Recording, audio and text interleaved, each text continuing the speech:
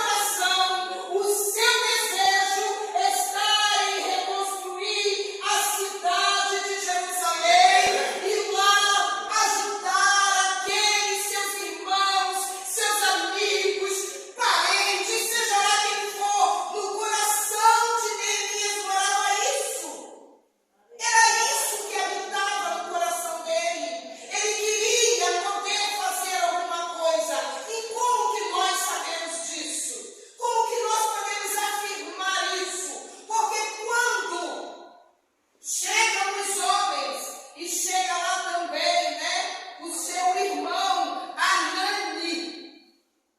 Quando ele chega, não é ele quem vai procurar Neemias. Não é ele quem vai atrás de Neemias pedir ajuda.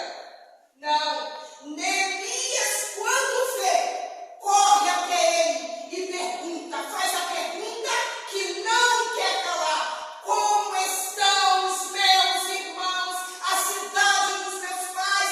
Como está Jerusalém? Como estão aqueles muros? Como estão aquele povo? O coração dele jardia por ajudar, por fazer alguma coisa. Ele estava ali envolvido naquele palácio, mas o seu coração ardia por ajudar alguém. E nós já aprendemos alguma coisa nesse primeiro ponto aqui. E o seu coração e o meu coração, como estamos pensando em nós mesmos todo o tempo olhando para o nosso próprio umbigo, para as nossas próprias necessidades, para as nossas próprias dores. Meu querido, Neemias não vivia ali no bem bom. Ele poderia até dizer, que bem importa, estou aqui no palácio, com certeza tinha as melhores comidas, mas não. Ele com certeza aguardava, Senhor, eu preciso de uma oportunidade para ajudar quem precisa, para ir ao encontro daqueles que estão gemendo. Hanani disse, eles estão sofrendo e eles estão passando por humilhação, Neemias. E a Bíblia diz que ele chora. E aí nós encontramos duas ferramentas poderosas, que é o jejum e a oração. A Bíblia diz que ele começa a jejuar e orar por um tempo. E ele começa a clamar a Deus. E depois sim, ele se levanta desse clamor, dessa oração, desse jejum. E eu quero me meter aqui também um pouquinho acerca dessas duas ferramentas, igreja do Senhor Jesus. São duas armas poderosas que o Senhor Jesus deixou para mim e deixou para você. Mas às vezes nós tomamos posse sim dessas ferramentas, mas agimos com ela de maneira errada. Neemias, ele chora, ele jejua e ele ora ao Senhor. E por que ele faz isso? Ele faz isso porque, primeiro, a oração, meus irmãos, a oração é um diálogo que você tem com Deus. A oração é como se fosse uma intimidade sua com alguém. Aquela pessoa que você vai na casa, você chega, você